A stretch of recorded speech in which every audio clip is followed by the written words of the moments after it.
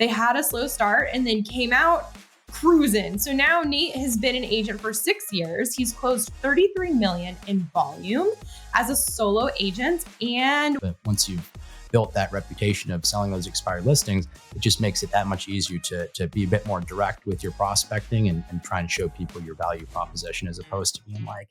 This is the Agent Goldmine, where you'll find real talk, and ambition. We're here to build real businesses and be more than your average agent. We want to know what the killers are actually doing within their businesses, the reality of it, all tactical, no fluff. So we're here to find out. Please share and enjoy. What's up? Welcome back to the Agent Goldmine. Today, we are interviewing the man, the myth, the legend, Nate Clark out of Central Texas, the Austin area and surrounding areas. His niche, this is the cold calling machine. This is the scripts and can pop on a call and sell it before they even realize what happened. But you know what's cool about Nate is that he didn't start out that way. And I feel like on shows lately, maybe not lately, but we interview people who are like, I've had this amazing first year, blah, blah, blah. And that gets old. We want to talk to the people who have really they went through it. They had a slow start and then came out cruising. So now Nate has been an agent for 6 years. He's closed 33 million in volume as a solo agent. And we're going to dig into all the stuff I already mentioned. Nate, welcome. Heck yeah. Thank you guys so much for having me. And yes, as you mentioned, sometimes it takes a little bit of time pushing that snowball.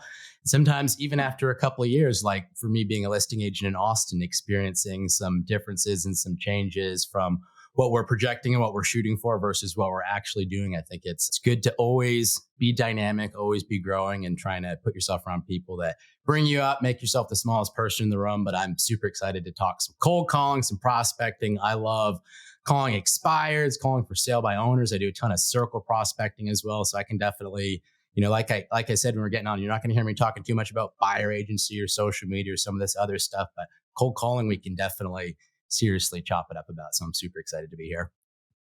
Yeah, this is a great topic. I want to ask, why cold calling?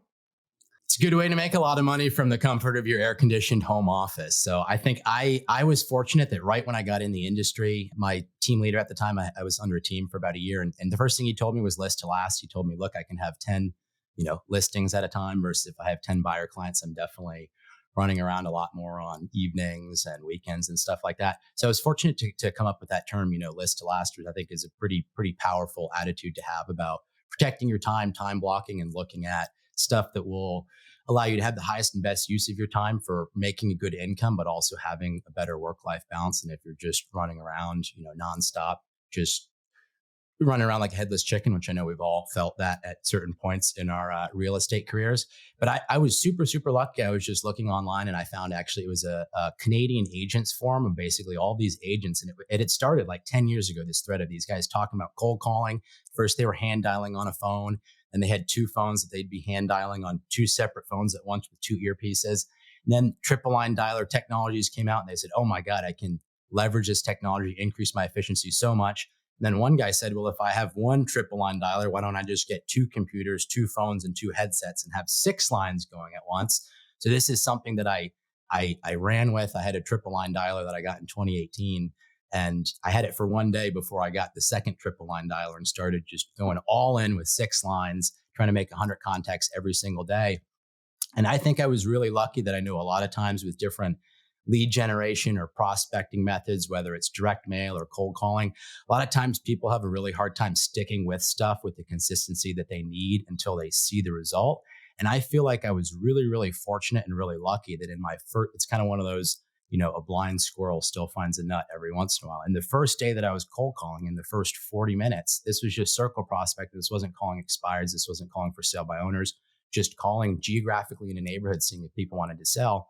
I ran into a couple whose one of their parents had passed away in Alabama. They had to move back there. And basically in that first 40 minutes, I was able to set a listing appointment for 6 or 7 days after that point, meet with them, list it. And then within about 5 weeks of having first gotten that dialer, it turned into a commission check, which to me just reinforced this process of talking to total strangers completely out of the blue. You can do a very good job of converting that into reasonably quick paychecks. And it's a really, really lean way to build a business, because I spent, $150 on the dialer, a little bit of money on the data. And I had a closing out of it 5 weeks, 6 weeks later. So it really reinforced to me that this was possible. And from there, I just went all in. So from there, I've gone from 2 triple line dialers to actually a 12 line dialer that I got this past year.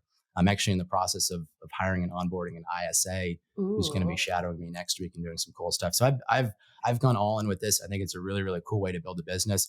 What I love about it is you just get to talk to people. So you have a lot of people that are telling you to F off and slamming the phone on you, but you get to have a lot of really cool conversations, and just making voice-to-voice contact with people is something that, as much as people want to sell magic bullets and magic pills for how you don't have to do anything to build your business, this stuff that worked in the 80s still really, really works now. We can also utilize technology and leverage a lot of really, really cool stuff to make it more impactful. So I love it. I basically talk to 200 people every single day, and I have some really cool conversations out of it. I have a client right now that we're actually closing tomorrow that I met initially off of a cold call.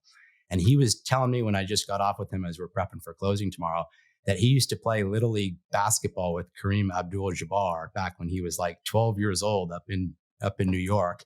So just really cool stories, cool connections and stuff like that. And that's like what I'm here to tell people, is that it's not as scary as you make it out to be. I'm not the type of person that everywhere I go is just talking to a million people, but by going through this process, by using technology and just by having a good attitude and good energy, there's so much awesome stuff that can come from it. I just love it on the day. And we're totally going to dig into, I want to talk about the ISA you're bringing on. I want to talk about the leverage, technology, time blocking, all of that stuff.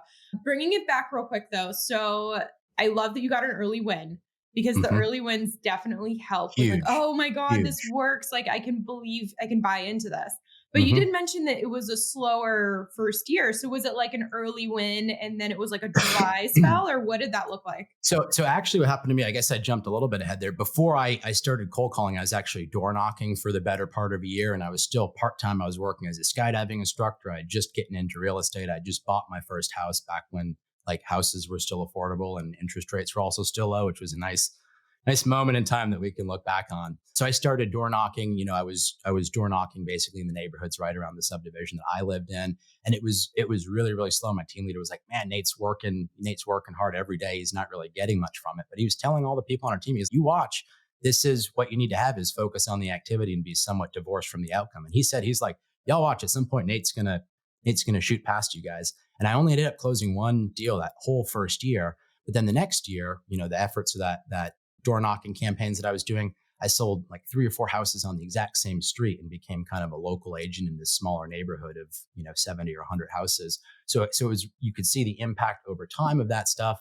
And when I was able to kind of pivot to the cold calling and turn those door knocking commission checks into a dialer and into data and into really time blocking my mornings to make 100 contacts, that's when I really started seeing growing the nurture leads and growing stuff over time. But it definitely was, I had one closing for $1,900 my whole first year. So that doesn't exactly pay the bills. Eating that ramen noodles, I was jumping out of man. planes with people strapped to me to help pay the bills at the same time as that.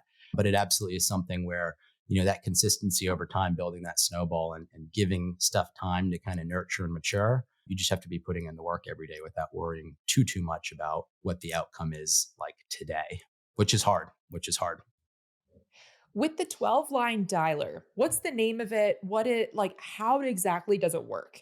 So I use Ready Mode. There are a couple of different like larger dialers out there than triple line dialers. Obviously, RedX and Mojo are probably the two most well-known triple line dialers. And I love Mojo. I still use that. I actually use that sort of for all of my follow-up calls, and it has really good user interface. And I really like the way it is because I've used it for 5 or 6 years. I've just been using Ready Mode for about 6 months now, but it is so much more. It's just a 12-line dialer. You just have more lines going at once. That's one of the biggest things that for those of us that have been calling for several years is with some things like stir shaken and some of the new protocols with telecoms providers and stuff like that. It's a lot harder to have as high of a contact rate, and you basically have to leverage technology and be having more lines dialing for you to have the same effect that you would be able to get out of a triple line dialer 4 years ago. Stir shaken? Yeah, it's something with the telecom providers. They basically do a much better job of tracking people that are, prospecting, doing a lot more outbound calls and stuff like that, which is how, you see a lot more spam likely flags on your cell phone now than you would have in 2018. So that's the biggest thing behind that is them allowing you to connect, them marking you as spam likely. And that's one of the reasons that if you were to cold call from 2018 until now, most people in most places would say that you probably have about half the contact rate as you would 4 or 5 years ago. So because of that, if you had a triple line dialer before, for most of the lists that I'm on, even higher quality lists like expireds or for sale by owners, where I would prefer to call them on fewer lines and make fewer contacts, but to not over dial that list, I would rather hit that with a triple line dialer. But now, because of how much the pickup rates have gone down, most of the lists that I dial, I want a minimum of 6 lines calling at once so I can have an optimal contact rate and just really be making a lot of contacts as opposed to having dead time where if you think of your dollar per hour value of sitting in the chair, if you're on the phone and you're not talking to people, you just are kind of wasting your time. Okay. And between expired, FSBOs, circle prospecting, which one is your favorite? Definitely fresh expireds. Definitely fresh expireds, especially once you build Fresh expired. fresh expireds. Okay. Yeah, You can tell he Interesting. does a Why? lot. for sure. I love them. I have a really proven track record. So it's something that I can lean into. When I'm on the phone with people, I tell them, hey, if 70% of my clients, if I could show you that 70% of my clients were in the exact same position as you, where it failed to sell with the previous agent, I can show you specific steps that we take to get that turned around. Is that something that you would be interested in hearing more about? So it's absolutely once you've built that reputation of selling those expired listings, it just makes it that much easier to be a bit more direct with your prospecting and try and show people your value proposition as opposed to being like, let me see your house. You just say, look, there are agents that know what's up and there are those that don't, and stuff changes all the time. And this is why we're still closing stuff. And is it something that you want to have a conversation about? So I love fresh expireds. I think dialing them the as early as you can, as early as you're willing to, and then dialing them like twice right in a row and multiple times in the first day from different numbers is a super, super optimal strategy for sure. Wow. Okay. And where do you consider the fresh to start to go stale? Honestly, the biggest thing that I've realized is that well north of 90% of my expired appointments come from the first 5 contacts, the first 5 call attempts that I make. So I find a massive, massive drop off after I've attempted to call somebody 5 times for me to keep trying to call them. So to me, I wouldn't even say it's the number of times that I've called an expired or to me, what makes the biggest difference is the contact rate per hour I can get on different quality of lists. So when I'm calling expireds, I want to be speaking to at least 5 people per hour. So that's 5 live contacts that I'm making with an expired seller every hour. Past that point, if I'm not able to get those pickups, I was down this morning and I think I had 3 in an hour. So at that point, I'll usually pivot to just circle prospecting, to just dialing geographically in any given zip code or area or neighborhood, where I can usually hit 50 to 60 contacts an hour because it's a fresher list and they're not getting dialed by as many people. So it's really, to me, more about the number of leads that I can speak to in any given time based on the quality, because I would much rather talk to 5 expireds that raised their hand that said they want to sell their house because they had it for sale than to speak with, 50 random people, which is, I love circle prospecting. It's a great way to build a business. But for me, I want to try and hit at least 5 contacts an hour when I'm talking to those higher priority leads like expireds or for sale by owners, and then pivot to circle prospecting where I can pretty routinely have 50 to 60 contacts in an hour. I came back from lunch like 30 minutes before I hopped on with you guys, and I made 35 or 36 contacts in my 12 line dialer. So That's it's what pretty. Allie, I didn't tell you that when I first let Nate into Riverside for this podcast, he was literally on a call, like talking to someone. And then he got off the call and I was like, that was staged, wasn't it? You just did that because you're about to talk about cold calling on this podcast. I was here 10 minutes early, so I'm ready to go. I got my stuff updated. Let's make some calls. So you can always hop in and push the needle a little bit. And I think that's something that for me has been huge, is that I look at lead generating and prospecting as my number one activity as an agent. And I really have my time protected for that. You're not going to find me from 8 a.m. to noon really doing anything other than that unless I have a really, really big fire to put out. Okay, I want to go into every script that you use for the expireds, the Yeah. FSBO, the circle. But first, I want to ask you mentally, like psychologically, you go from freaking skydiving where there's a lot of adrenaline to sitting in a chair. Does that give you adrenaline? Does cold calling, i- is that your thing? Thank you for listening. Out of respect for your time, we want to make this show as valuable as possible for you. So if you have any feedback on how we can improve, please let us know. DM us at Allie the Agent and The Shelby Show. But first, I want to ask you mentally, like psychologically, you go from freaking skydiving where there's a lot of adrenaline to sitting in a chair. Does that Yeah. give you adrenaline? Does cold calling, i- is that your I thing? I think it's super fun. Yeah. Setting appointments, when you have somebody that's trying to shout you off the phone and you turn that into somebody that's asking you to send your information, asking for your marketing plan, asking for you to follow up with them, that is such a cool experience to have. So I don't think about it as cold calling. Everything that I do, I feel like I'm building and growing a business and building and growing my capabilities and potential for myself. And the ISA that I'm bringing in, and we'll talk about that, is a good friend of mine that I used to skydive with, who used to telemarket and reached out to me about another show I'd been on, making some live calls. And it's a perfect kind of marriage of skills and people to make stuff happen. So it's pretty cool to just think about it as building a business. But no, cold calling is super fun. And one of the things that's been really, really impactful for me is finding other like-minded, cold callers and telephone prospectors. We cold call on Zoom together every single day for multiple hours. I do it with Is this our with buddy Greg? Greg.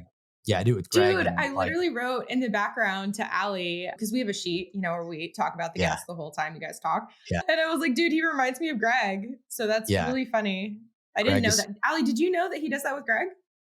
No, I had no idea, but this all makes sense now. Makes a lot of sense. Yeah. Yeah. Greg's a big homie. Yeah. So we have like-minded people. We cold call together. It has totally changed the dynamic. And it's interesting because for most of us, we can sit in our office. You could put Netflix or I'll be watching a skydiving video on the split screen or something like that. And it certainly is a very easy and reasonable way to pass the time. I'm not working out on a roof somewhere in the 120-degree heat. I'm not swinging a hammer. It's easy, but it makes it so much more fun when you have like-minded people to kind of surround yourself with. And just like Shelby, when you hopped on with me, I was making a call. If somebody cusses somebody out, you're laughing, you're joking about it. You can tactically pick up script, pick up intonation, pick up so much from other people. So that's something that has been incredibly impactful for me is surrounding myself with some like-minded prospectors. It makes it so that I can basically double the amount of time that I can spend prospecting because it's far more enjoyable. I'm way more efficient with it because I'm picking up tips and tricks off of these other people. And it just makes it a much, much, much more enjoyable experience. Yeah. And also after 10 years of skydiving, having a 250-pound guy strapped to the front of you while you're sitting in a plane, breathing in jet fumes, and it's 120 degrees out, it gets to be a bit much. So we all have stages of life. And I love being able to build my business, being in the driver's seat is really what it feels like for me. Is you have a business build, you can control it, and actively being on the phones is a cool way to kind of be leading the spear on the sales side of things. Okay, let's start with these scripts. Let's start with the fresh expireds, but then I also want to go like more stale expired too. But first, fresh. I honestly use the all same. the questions at once. She's everything. like, I want it all. Okay. I want it all. Give it to me all. So for expireds, of course, my tablet's dead that I have my scripts on. Good thing I do a lot of scripting, so I don't need to look at it. I would basically call and say, yeah, hey, is this Allie? It is. Who's calling? I'd say, hey, Allie, this is, where do you live? I'm going to use your local city just so I can. Tucson. Very nice. Right? Say, hey, Allie, this is Nate. I'm a local agent here in Tucson. I was calling about your house on, let's say, Main Street, because we're so creative here. I was calling about your house on Main Street. I saw that it came off of the MLS. It looked like it expired. I wasn't sure if it did come off and it didn't sell and was still available, or if it had sold and they just didn't mark it off right. Yeah, we took it off the market. I could not sell at the price that I wanted to. 10-4. Yeah, it's definitely an interesting time that we're right now. Were you getting activity? I mean, did you get any offers on it? Did you get lowball offers, or did you just feel like you didn't have any traction at all? Yeah, lowball offers. And so I wasn't going to say yes to that. Yeah, somebody thinks they're going to get you to give it away. Were you getting any feedback from the buyers on, what was keeping them from writing full price offers or what they were comparing it to with, the other properties that they were looking at? Yeah, the roof there. I mean, there's some work that needs to be done, but overall, it's a good house. It's a good house. It's pretty crazy times they're in right now. So I think the interest rate hikes have been cramping a lot of our style, and it's definitely something that we're all kind of in the same together to one degree or another. Out of curiosity, I know you had it up for sale. You aren't going to make yourself homeless. Where is it that you were planning on moving to? If it had sold, what was sort of the plan of attack? Across the country, family, Very nice. Where to? Arkansas. Arkansas. Very Yeah. exciting. They have fantastic whitewater kayaking in Arkansas. So I'll co-sign your move readily. Okay, so obviously it's been a bit disappointing. I mean, is this still a move that you want to make to Arkansas at some point in time, or do you feel like your plans are totally off the table at this point in time? At some point, I mean, maybe I don't know. At some point, I do want to end up in Arkansas with family, but there's no huge rush right now. If I can't get the price that I want, then I don't want to put it back on the market. That definitely makes sense. It definitely makes sense. And if I could show you a couple, we're in a really shifting market right now. So if I could show you a couple different tricks that homeowners are using in this market, for instance, actually about 70% of the clients that I work with are in exactly your position where they failed to sell with the previous agent. And by changing just a couple things around, we're able to get a lot more traction. If I could show you a couple specific actionable steps that we could take to get a lot more activity on your house and actually get you moved out to Arkansas in the next 3 or 6 or 9 months. Is that something that would be interesting to you? I mean, I don't want to have to set up a whole appointment. I'm getting a ton of these calls. I keep getting them like today, Hey, at yesterday. least One has at been least some people are working. I'm glad to hear it's not just me out there. So I understand you're kind of like, why am I getting all these calls right now? And all that I would propose, Allie, because I know this is something where you want to move and be close to the family and all that beautiful whitewater kayaking in Arkansas, is that we get together for 15 or 20 minutes. I can show you a couple specific things that I do differently to help sellers in exactly your position. And it's why actually last month I closed 5 properties. 3 of them had failed to sell. I have a closing tomorrow that had expired with a previous agent. There are a million ways to skin a cat, and I really think that you're really close to making your mark and being able to move to Arkansas. What would you say if we set up an appointment for 15 or 20 minutes? I can come by, show you a couple things. I'm not going to bring a contract or twist your arm to sign or anything like that, but I'd love to inform you about some of the different steps that sellers are taking in this market to actually get their property sold. Is that something that would be a win for you if we could get together and you could actually see a better plan of attack to make something happen in the next 3 to 6 months?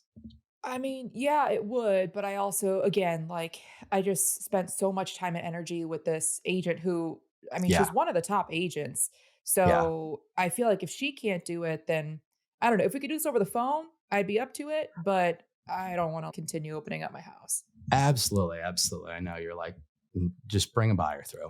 How about we do this, Yeah. Allie? What I'm going to do is I'm going to send you some information over. I'm going to send you some information in the mail, and I'm also going to email you a little bit of info. It's going to have information about myself, some of the things that I do differently, so that you can check it out. I would encourage you to Google me, look at some of my reviews. Then, if it makes sense, I can just give you a shout next week once you've had time to chew the fat on a little bit. Maybe if it made sense, we could have a more material conversation at that point in time. Does that sound fair enough? Yeah, that sounds fair. Okay, perfect. And so then I'm gonna confirm your cell phone, confirm your mailing address. I'm gonna stick my card in the mail. And sorry, that's getting off the call and just giving you guys my editor's notes on this. So at that point, if I'm getting that much resistance, I'm not really gonna try and close somebody for the appointment. I will send them over some really compelling information, both physically in the mail and by email, and then catch up with them at a week later. But I really wouldn't push, too hard after that point of having them kick back at me a couple of times. But definitely capture all the emails. I'll send them over to my expired listing specialist. Nate sold all these houses that other agents didn't. And then a lot of times I email that over and then they email me back and they're like, oh, this is pretty compelling. I'd like to speak about this further. We want to know what that is. We want to. I'm with Allie now, and I'm thinking about moving to Arkansas. She doesn't know it. We're going together, and I want to know what's in the mail and the email. Can you break that down? There you go. Yeah. So I just have a really powerful, I don't have it around me. I have a really powerful pre-listing packet that actually, when I took a seller representative specialist course, the designation course, I took it with a guy who he had owned a brokerage in Dallas and he'd built out this big brokerage, ended up selling it. And he just was a real G when it came to listing agency stuff, but also building business. And one of the things that he said was that your pre-listing, a pre-listing packet or pre-listing PDF of information that you send out is the silent assassin when you're getting ready for this stuff. So if you show somebody that you can communicate well over the phone, but you also have something on the back end that a lot of agents are good on the phone, but they aren't gonna follow up with you the way they've said they're going to. They're going to slack, and they're not going to hit you at the right dates. They're not going to send you over some really good information. And then the follow-up usually trails off after the initial conversation. For me, that 100% of the fortune is in the follow-up. And a big reason for that is because a large portion of my business is circle prospecting, where once I get a lead, I'm usually having to nurture it for 18 months on average. So you don't have to feel bad if you can't set an appointment right off the rip. You just need to be good at following up with people and absolutely having something like, I have a 12-page pre-listing packet that comes with the specific things that I do differently from some other agents. And I also have a double-sided cardstock sheet, the expired listing specialist, and it has a long list with pictures of properties that expired previously. And it basically says, this property was on the market for 1,000 days and we got 2 offers and sold it, above price in 2 weeks or whatever. And a long list of that stuff. That actually is pretty compelling for expired sellers to read and to look at, is to say, look, if you sold 20 or 30 or 40 houses that another agent had failed to sell, that's stuff that can be pretty compelling for them. Since you've done so many of these expireds that you've converted into actual sales, what are the things that you see are most common for why the homes aren't selling? Like you mentioned, going in there and having specific steps on quick changes that they could do that would make a real big difference. What does that look like? Usually, you got price, condition, location, and marketing. So it almost always comes down to price. I would say 80+% of the time being the singular factor, which what you can lean into is, so what was the plan of attack, right? If it didn't sell, what was the plan of attack? What are the specific steps we're going to take going forward? So that's always something where when I'm consulting with my sellers, we've explained price reductions over time, days on market, what sitting 2 months will do for you versus making a price reduction 21 days in and having good activity and keeping stuff hot. So I think that's one of the things, is just being really realistic with people on the front end about pricing. And a lot of times, if their previous agent wasn't, just bought the listing and didn't tell them the steps they'd have to take to actually get it to sell, all that it's done is hit them with an additional 6 months in holding costs at that point. So a lot of it is just being, more honest and upfront about where they need to be on the pricing side of things.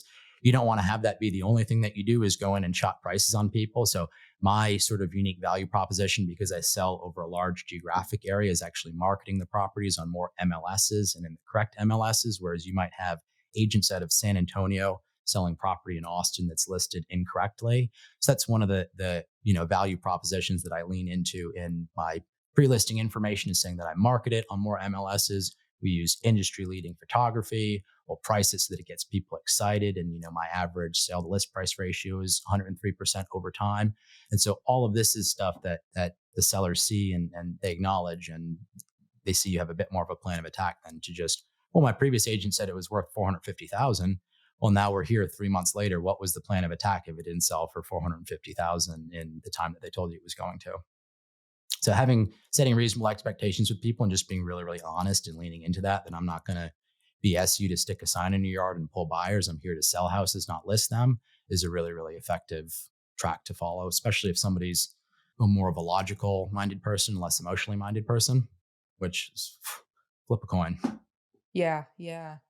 So do you use the same script when if you call more stale expireds? Mm-hmm. Yeah. Okay. So same thing there. Yeah, pretty much. So then, the biggest thing I think is that a lot of times some of these expireds aren't even aware that it came off the market. I spoke with somebody previously. Sometimes the agent has allowed it to expire, but they've extended the listing so that they can have it pop up and look like a new listing. So it's what I found is making my scripts as honest to what I would say as possible. And a lot of times it is just a bit of information gathering. The same thing when I'm consulting with a for sale by owner, when I'm calling them, I'd ask about seller carry, because that's something I'm always personally interested in. If somebody would own or finance something. Let's do this. Okay. FSBOs. Yes. FSBOs. Wait, Shelby, do you want to do it? Do you want to take the seller? Ellie, you role play, girl. This is your thing. Your world. I'm just living in it here. Let me All actually pull up my FSBO script on here, because that's the one I do less frequently. Boom. Here we are. Dude, Allie's so stoked. She loves a role I'm so play. excited. And I don't even cold call, but I love this. You should. She messaged me. She was like, I don't know about that cold call. I was like, y'all that do this is way harder than Allie does the cold texting. I She do did cold cold text and I text get videos. told to off every day. You Yeah, should- they're like, you quit should- you spamming should- me. You should totally cold call. You'd crush it. You totally have the energy for it. You do perfect. Okay. Am I calling Allie or am I calling Shelby? Allie. I'll be nicer. Or actually, what is your typical response? Are they or are they not? 'Cause I don't want to be. People are people always role play way harder. I don't ever have any of this stuff come up on calls. People are never. Oh, really? Yeah, it's so much easier than if you do any role play, it's 20 times harder than cold calling. Yeah, especially if you're circle prospecting. She's just people, just from New York, so Yeah. I don't there you go. mind her. I'm a It's how I would respond. so it's perfect. Yeah. There we go. Okay, this is gonna be good. But yeah, 100% for people that are watching, especially if you are friendly, if you have good energy, have a big cup of coffee and be happy when you go to prospect, and you'll be amazed the difference in response you get from people. I'm amazed how often people are like, good luck, this is great what you're doing, as opposed to telling me to F off. And I think a big part of that is just always have good energy when you're on the phones. And if you don't be on the phones. Just get your mind right, do something else. Yeah, 100%. Because especially on the receiving end, I am even more of to those that call me if I do happen to answer the phone call, which I rarely ever do. But if they call me and they're boring, I'm like, get the block me. Yeah, it's just a race. Like, I will block you, you block me. Let's just do it together. Get off the phone. We sound like if they're cool, I'm like, whoa, it's different. Okay, anyway, let's go. FSBO. Yo, real quick, this podcast is not free. Cost of admission is sharing with a buddy who'd benefit or throwing it on your Instagram story. Tag us, we'll reshare that. Okay, anyway, let's go. FSBO. Awesome. Allie, I was calling about your house on, say, Tucson Street. I saw that's up on Zillow for sale by owner. I just wanted to check the status. Is that still available? It is, yes. Are you a buyer? Awesome. And you threw the curveball in before I even got into my script. She's just ready to go. She's ready to just. This is actually what FSBOs are like, though. They're terrible. Yeah. Expired. You just have to make them realize they were pissed at their previous agent, and the world is your oyster. A lot of the FSBOs are just pissed at every agent. So sometimes I'm like, some will, some won't. So what? More than any other category with FSBOs, because at the end of the day, somebody doesn't want to be closed that much. I ain't that interested in closing them or hanging out with them. I want ideal clients. So I would say, hey, Allie, my name is Nate. I'm an agent. So the reason for my call is I'm an agent here in Tucson. I work with a lot of homeowners as well as buyers and some investors. First off, if we have a qualified buyer, are you offering a commission, a co-broke commission to bring an offer? I am selling the house on my own, so I don't have to pay anything. I totally understand that.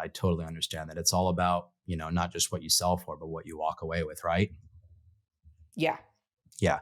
And I definitely understand, wanting to save that listing agent commission, which is totally reasonable. I totally understand that, especially with the internet and the stuff that we have right now. About 95 or 97% of the for sale by owners that I've been calling today actually are offering, a co-broker, cooperating brokers, buyer agent commission, so that we can advertise it to our database and, ensure that we're going to get paid on it, because I'm imagining you probably don't work for free, right, Allie? No, definitely not. Yeah. So, is there a fair number that if we did bring a great offer to you with a qualified buyer, you would pay to a cooperating buyer's agent? I don't know, because at that point, I might as well just list it on the market with an agent. Absolutely. So not offering a commission right now.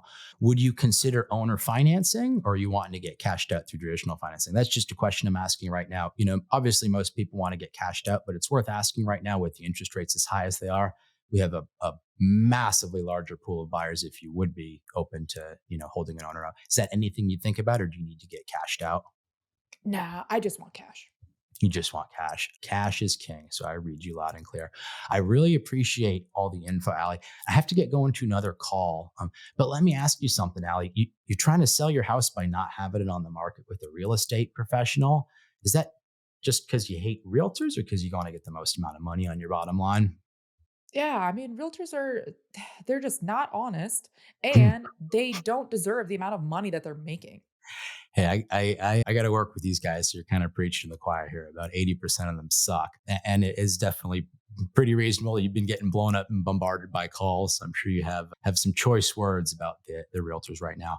And, you do ultimately want to get the most on your bottom line is what it sounds like. You want to save on that commission. And that's a big factor aside from all these agents being liars with terrible moral and ethical constitution, et cetera. So it's about the money.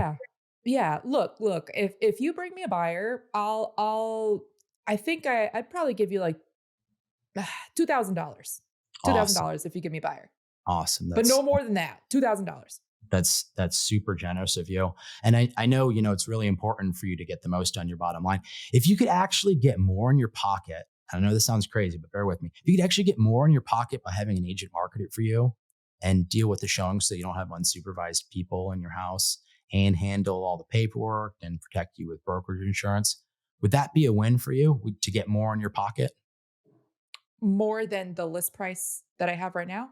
500? So the best net to you in your pocket, if you're actually going to net the most in your pocket, and let's throw everything else out the window and focus on that point. If you're going to net the most amount of money in your pocket by having an agent market it and they'd be handling all the showings and you'd be protected by brokerage insurance, is that something that would be a win for you, or do you just want to do it on your own regardless?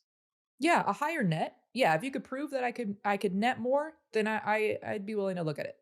Absolutely. And this is all that I would propose is let me know how it would work for you, is that we'd get together for 15 or 20 minutes. I could take a look at your house and show you how sellers in your position are getting their houses sold, but also getting the most amount of money on their bottom line. If we were going to get together for 15 or 20 minutes, are you typically available, weekdays during the afternoon or evening, or is it usually just on weekends that you have some flexibility? Weekdays work. How about Thursday at 2 p.m.? Yes. Perfect. Thursday at 2 p.m. Fill in the info from there. And then, so FSBOs more than anything else. If FSBOs can be super unreasonable, so I won't pursue them super hard. Whereas expireds, I'll be like, you probably should hire me, bro, till they're cussing me off of the phone. But FSBOs, I'll run through them all, and I don't dive as deep into those because we have a bunch of different lead sources we can choose from, and prospecting super, super hard on FSBOs. I like the FSBOs that more fall in my lap or that are ready to, ready to list. And there are a lot of them out there. So that's not, my chief lead pillar, but 100% is good. But expireds, Expireds make sense because they've already said, I do want to sell and I'm willing to pay an agent. I just have not, I chose the wrong agent in the past. So I can see logically why expired makes a lot more sense efficiently. You used a lot of good sales tactics within this. When from the very beginning, you acknowledged the first sale by owner, like Allie's situation. Like I read you loud and clear. I understand how you may be feeling that. And then even, said something about, I think you said something about if you were in their, you'd be feeling the same way, having all these agents call you. And I feel like that's so smart to acknowledge. And we talk about this in scripts within our community where you acknowledge the situation. You don't have to agree, be like, but you can at least acknowledge how they feel and then say your point and then come back to acknowledge. And by sandwiching it, and then they're like, oh, Nate's super reasonable. He gets me. Exactly. If you just take a step back and give somebody like 30 seconds to breathe, you can usually go back into the same point and they've kind of reframed it in their mind. 100%.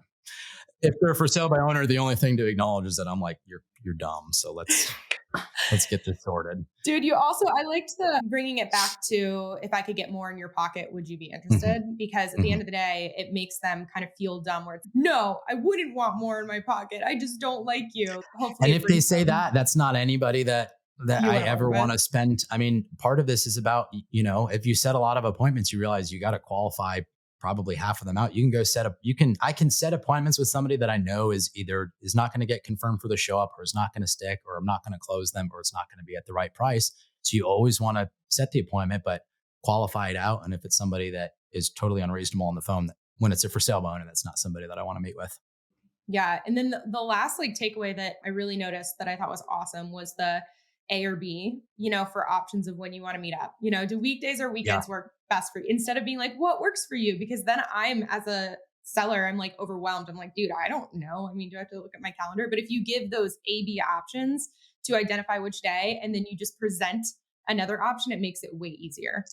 I give those as my options. Are weekdays in the afternoon or evening okay for you, or just on the weekends? Because I never set appointments in the morning because I'm always cold calling and I want to set a listing appointment at 2 p.m. or at 5 p.m. Other than that, I want to be in my dialer. And then on the weekends, I'll make some calls a little bit in the mornings, but I want to be kind of hanging out other than that. So I try and, have all my appointments basically be in the afternoon and just prospect in the mornings and have appointments set up in the afternoon. And if you're not on appointments, get back to more prospecting. So that has come from my appointment setting script has come from circle prospecting and just making, 100 to 200 plus contacts a day, which is definitely something where everybody's kind of focused on a lot of the specifics of scripting and tactics and techniques and stuff like that. And I think everybody should just try to talk to a lot more people, and that will kind of like wash away all your past sins. And if you just talk to more people, all of your outbound scripts will get better. All of your listing appointments will get easier. Objection handling will get way easier if you just talk to more people. 100%. My biggest takeaway, I think it was during the expired one, whatever objection I was giving you, you interrupted me. Like you didn't let me go down a rabbit hole of like just, continuing. Is that something that you learned? Or, I mean, I guess that's where I would struggle. I would just let them, I'm so polite. Okay, I'm from New York, but I'm very polite. I'll let you finish. But then they just get more and more heated as they continue talking. Yeah. They're like, get all cantankerous. Yeah. So 100%, that was not like that when I first started prospecting. And I would even say just in this past year where I've really probably doubled down, I think I'm probably doubled or tripled down on my actual outbound contact rate. It just becomes that much smoother. And I think when people say, I talked to 25 people today, if that was 100 or 150 or 200, you've had, 4 to 8 times more conversations, which just makes you smoother.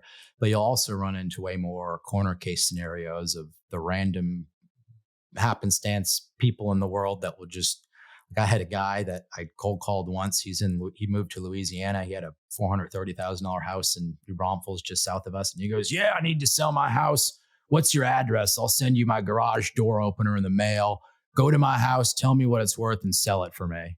Oh, and there's all this in the New Orleans Saints man cave. You can take all the beer and you can take my cowboy hat that's hanging up. I'm not coming back to the house. That oh my, from 100 contacts a day. Dude, that's what's up.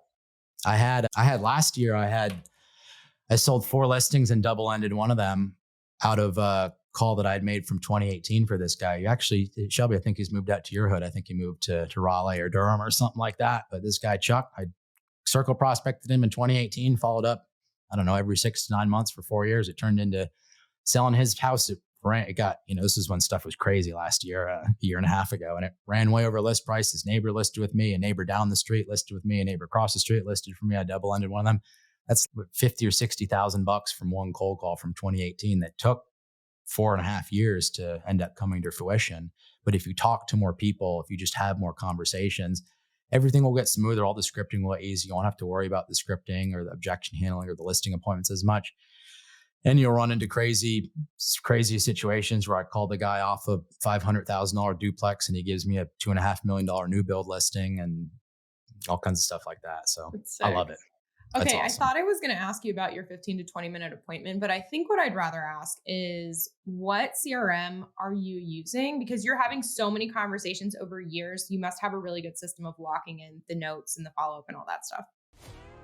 Apple listeners, this short pause is to ask you for a review. Here's how to do it. Back out of the specific episode, go to the page where you see all the episodes, scroll down, keep scrolling. Perfect. Now tap those 5 stars. Thank you so much. Back to the show. Yeah, I basically Mojo Dialer as my CRM, which I know pains people to hear that it's not like some super integrated system or something like that. But really, if you have a triple line dialer and a calendar and you can set follow-up calls and tasks, that's most of what you need, other than I use Constant Contact for a weekly email. But most everything is just going to be follow-up calls and tasks within Mojo, where I'm, hand dialing people on their follow-up calls. And if they're not answering, putting them into a list that I just hit with my triple line dialer multiple times every day from different phone numbers. So if you're on my follow-up list and I talked to you 6 months ago and you don't pick up the phone today, Shelby, you're getting 3 calls a day from different phone numbers from me until you do pick up forever. And so that's a really efficient way of, saving my time on hand dialing lead follow-up by putting it into a list that I can just run my dialers at, and it makes stuff way more efficient. I would say the thing that's the most like kind of set it and forget it is my weekly email, which I'm sending the same thing out to everybody. And that's just kind of for top of mind, recognition. So I'm putting everybody in my database, everybody that cold call whose information that I get, and also pulling all of the expired, canceled, and withdrawn emails off of my data provider and emailing out to them. I've had, people I've never spoken with before hit me off of my weekly email for appointments, but 100% the cold calling is like the driving force behind everything. It's all within Mojo, and it's not anything super exciting. Definitely, if people don't pick up the phone for you, put them on a list and use your dialer on them is a huge hack.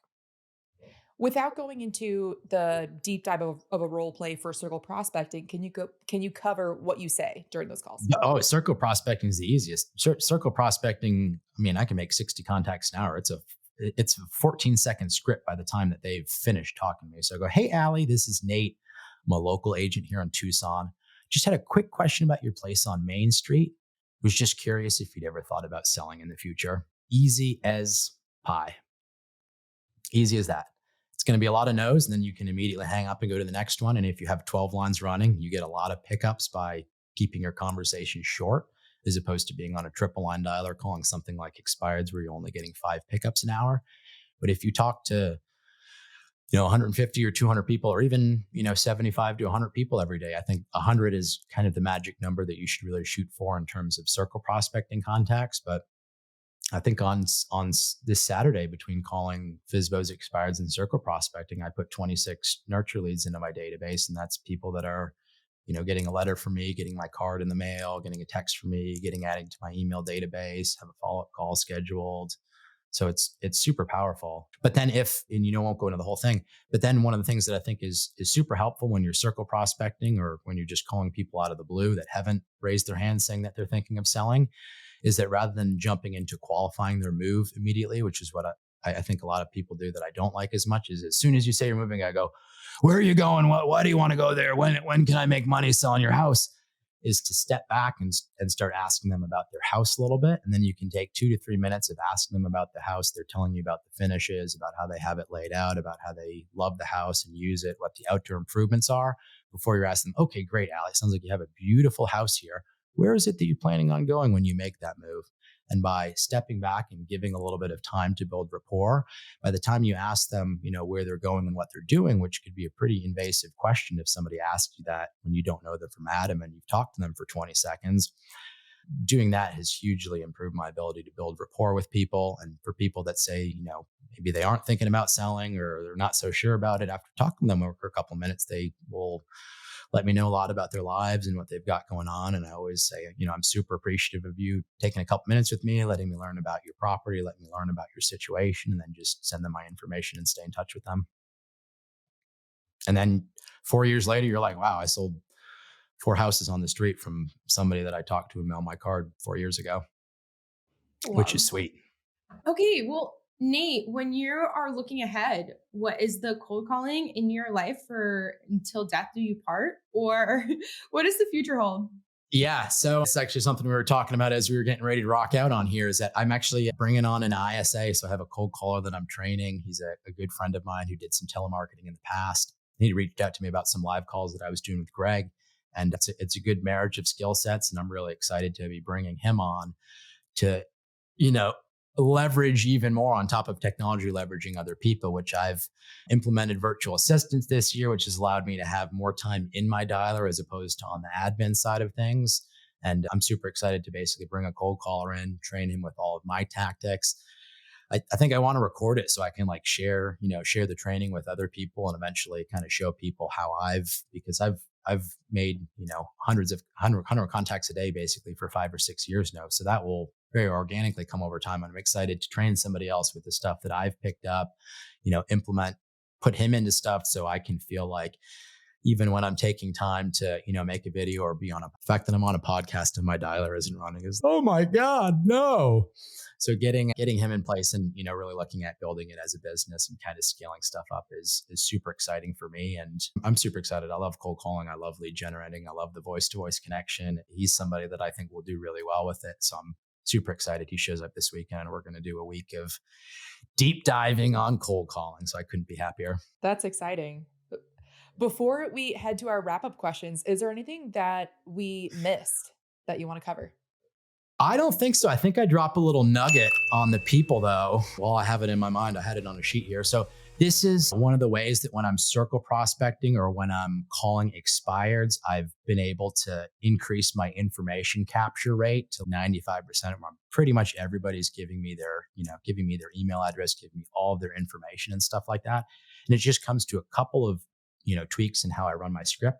But basically, as we're getting off our call, and Allie, you've been such a good role play partner. I'll point this one at you, but I'd say, awesome, Allie. It was so nice talking to you. What I'm going to do right after we get off, I'm going to send you over my card in the snail mail. It's got a little magnet on the back. So go ahead, toss it up on your fridge. Give me a call when you're close to being ready to sell. I'm still going to touch base with you next summer. I'm not going to forget about you, but you'll have all my information. Just go ahead, stick it up on your fridge so you have that handy. I'm also going to text you to make sure I'm going to text you so you get my contact and to make sure that you've received this info. Is this number that I'm calling you on that ends in 5439? Is that your best number? And is that a cell phone so that I can text you my contact, Allie? It is. Awesome. What's your best email address? It's yada, yada, yada. Yada, yada, yada, yada. So having it run down like that, 1, 2, 3, where you already have them saying yeses and you're actually asking them what their best number or best email address is, as opposed to just, what's your email? What's your email? You get a lot more resistance. If you do that, you can always get the phone number and you can always get the mailing address, but you'll have a lot of people telling you, no, just text me, send me your information. Usually if you've set it up that way, we're asking, okay, great, I'm going to send you my info. And it's kind of a very scripted process of saying, is this number that I'm calling you on that ends in bam, bam, bam, bam? Is that your best number? And is that a cell phone so I can text you my contact? Yes, great. What's your best email address? Because most of us have 4 or 5 different email addresses out there. So it's thinking a little bit less. They're thinking about you're trying to scrape their data versus actually thinking of their emails. Which one do they want to give you? And I found that having that little script at the end to help capture all of their information, that's probably the most scripted part of my script is my little sign off thing when I'm getting ready to shoot them my info. So if people want to rip that off, that's a really, really good way it's really email addresses that people don't want to give you. So if you confirm somebody's cell phone and that's a cell, you can text them. So it's not a landline, then ask them what their best email address is. I found a huge uptick in how many people were willing to give their email address with that script tweak. Smooth. I love it. Wrote it down. Also, though, if you are driving, listeners, and you missed it, we are going to get that nugget from Nate and we are going to upload it into theagentgoldmine.com, where all of our golden nuggets from all of our speakers have put their nuggets just for you. So make sure you go there and get it. It's free. And now, Nate, we head into our wrap-up questions. Wrap-up question number 1. What is your favorite app or tool? And it doesn't have to be business. It can be life. It can be business, app or tool. I really like the Calm meditation app. I think it's pretty awesome. I've definitely been trying to be like, I'm rolling a lot of the time, sitting here drinking coffee, making the phone rings, chatting with great people like you guys. Definitely to relax and shut myself off a little bit is something that's super helpful. Like you get cracked out and you're making cold calls all morning, hop into a little 10-minute meditation midday can be awesome. So definitely a little bit of headspace stuff is super cool. I really like it. That's the first time we've had that. You answer or anybody answer with Calm meditation. So I like that a lot. I was not expecting that from somebody who loves cold calling and loves freaking skydiving. So I need it. I need the Calm, Allie. I need it. What events are you going to in 2024? In 2024, I actually don't have too many events lined up. I was at Real Estate Rockstars this past spring, which was super, super cool. I've got a couple, investor type mastermind events and stuff like that set up with some guys that I kind of pot up with. That's been super impactful for me, just kind of having a smaller group of people to hold myself accountable. But no, I don't have too much on the docket. Once I hire my cold caller, I'm going to be just vacationing and going to events and schmoozing left and right. So you guys will just have to tell me where to show up, I guess. Perfect. We will do that. How can we help you in your business? We being us and listeners, other than sending you, of course, all the referrals to Austin, Texas and the surrounding areas. What else? The referrals are great. I guess if you're somebody, I feel really good with the cold calling and with the stuff, where I'm at and kind of where I'm headed. If this is stuff that interests you, or if you ever want to talk about it, I love just chatting with like-minded people, whether you're at my level, below my level. Certainly if you're above my level and you want to drop any nuggets to me, I'm always open to it. But if anybody ever wants to chat cold calling, chat lead gen, chat email marketing, or just connect in general, slide in my DMs at Nate Clark Jumps on Instagram. I'd love to connect with people. I think that's the coolest thing about doing some of these pods and, doing some live stuff on Facebook has just been the people I can connect with. And, there are a million ways to skin a cat. You've got 85-year-old agents that do stuff completely different from 19-year-old agents on TikTok. And it's cool kind of finding your tribe of people, and the tide rises and so too does the harbor. So we're all in this together, and it's pretty lift each other and just make more money, get more business, and do more cool. Sweet. You heard it there. Nate Clark Jumps. Right? Slide That's what it was. What? Yeah. Did I say it wrong? Okay. Nate No, Clark jumps on like jumps, Instagram. like jumps out of an airplane. Like jumps in head first, jumps out of the plane head first. So that's where you could find him. Hit him up about cold calling, and also hit us up. Follow us on the Agent Goldmine on Instagram, Allie the Agent on Instagram, The Shelby Show on Instagram. And for this golden nugget, if for some reason you go to get the script and it is not there, go yell at Nate. It'll be there. It'll be there. Okay, there. Cool. It's good. I'll actually update my script for you guys, because some of my buddies that I cold call with are like, where are those lines that we hear you saying? They're not on your script that you sent us. I'm like, no, I haven't updated it in 18 months. So you guys will be the reason that we get some nice, fresh Nate Clark scripts. Also the reason that I have this nice microphone here now, because one thing I respect the hell out of for you guys is that you qualify your guests and you make us do right, which is what I do for my, listing clients and presentations and stuff like that, is qualify. Don't waste your time if you ain't going to make magic happen. So I love that you guys have done that for this podcast, and I'm going to be soaring to higher heights. And I think it's what everybody should be doing in their own businesses. Dude, we love that you followed the checklist, except not completely because you haven't done the golden nugget yet, but close.